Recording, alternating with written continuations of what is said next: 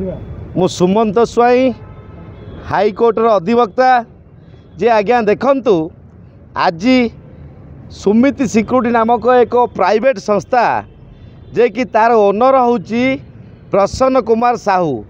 जे आज्ञा तो सांघातिक माने एते बड़ डकायत एते बड़ क्रिमिनाल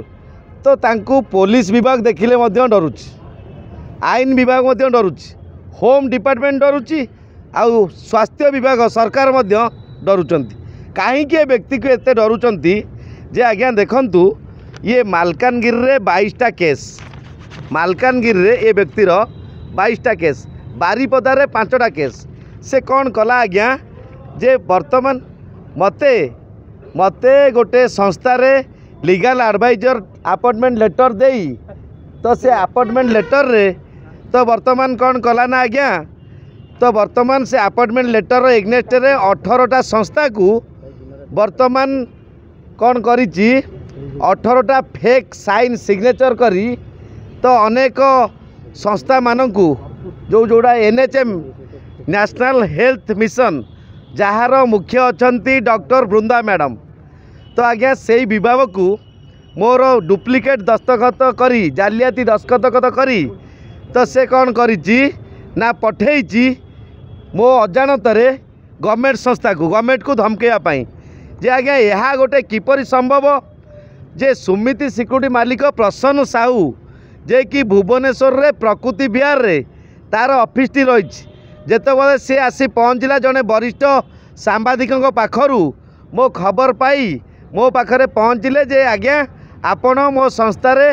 टिके टाइम दियंतु मु आपण को लीगल एडवाइजर रूपे ग्रहण करी तेणु आमे जेतेबेले वकील हिसाब रे तांकू लीगल एडवाइजर हिसाब रे काम करिया पाई सहयोग करथिलु तार पर मुहूर्त रे मो ना रे रेकर्डिंग अच्छी आज्ञा वर्तमान 18टा साइन आज्ञा मु कोर्ट रे जो केस करथिबी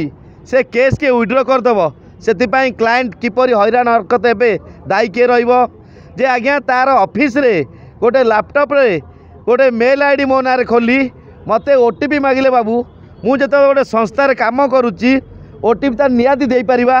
फोन माध्यम साइबर को ओटीपी दे पारिबानी एबे खंडगिरी थाना आसीथिले वर्तमान खंडगिरी थाना रे आपन कोन आश्वासन मिलले कोन तो खंडगिरी थाना रो जे अछंती हमर आईआईसी अभिमन्यु बाबू अछंती से हमको पूर्ण सहयोग करिया पई प्रतिश्रुति देले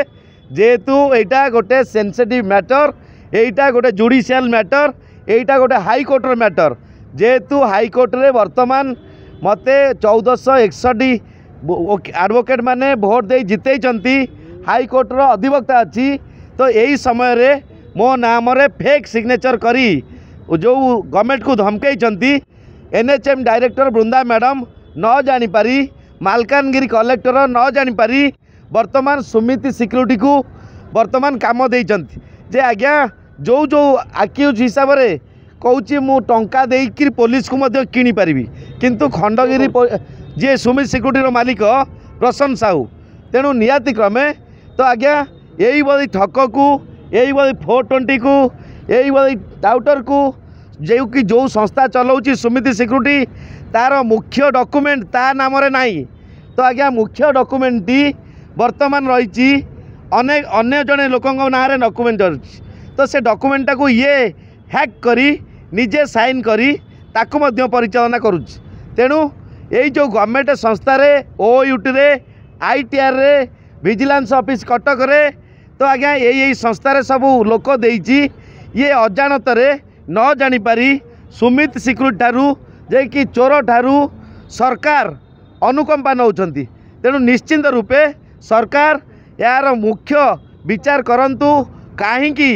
चोर वर्तमान एते बड़ काम करी बारीपदा रे 9 मास जेल जाइतिला तापरे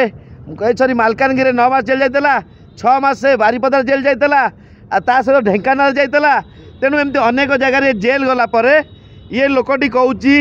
जेल लोक हो पारिबो नाही तेणु आज्ञा यही बड़ी ठक ठारू सरकार जो अनु पाउछ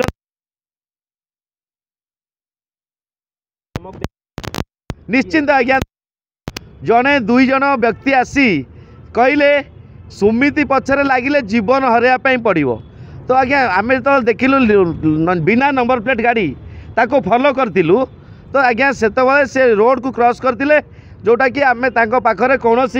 मारणास्त्र थी बोली आम पीछा करनलु आउ से बाबद आज एतला देलु मो सहित हुर्षिकेश जे कि वर्तमान सुमित सिक्यूरिटी रे काम करतिला ताको मध्य बहे माड़ देकरी आपण कोन कहि धमकेइथिले कोन जे आज्ञा से कहिथिले जदि सुमित पड़ो जो माने दुर्बृत्त आउ जो माने मुखा पिंधा युवक तेणु यार उच्चस्तरीय तदंत हो आम डीसीपी को ए बाबद जनईचु हाईकोर्टर बार काउंसिल जनईचु आउ ता सहित हाईकोर्ट बार एसोसिएशन जनईचु।